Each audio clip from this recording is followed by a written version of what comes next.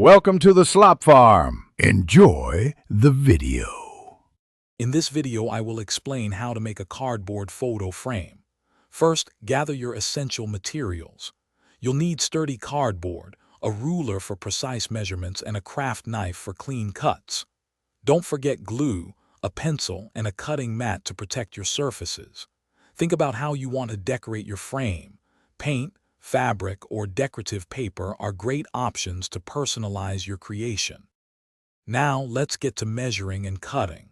Start by measuring your photo to decide the overall size of your frame. Cut 2 identical pieces of cardboard for the front and back. On one piece, which will be the front, carefully measure and cut out a rectangular opening.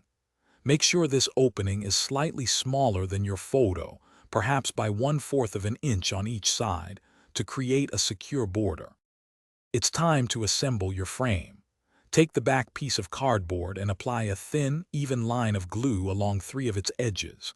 Carefully place the front piece, with the photo opening, directly on top, aligning all the edges perfectly. Remember to leave one side completely unglued. This will be the slot where you insert your photo later. Press down firmly for about 30 seconds to ensure a strong, lasting bond. Finally, let's add some personal flair and finish your frame. This is where your creativity shines. Decorate your frame using paint, decorative paper, or fabric.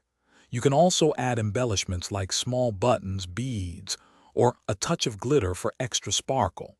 Once your decorations are dry, gently slide your photo into the open side. If you wish, you can then seal that final side with a bit of glue to secure your picture permanently. Thanks for watching. Consider subscribing if we helped you today.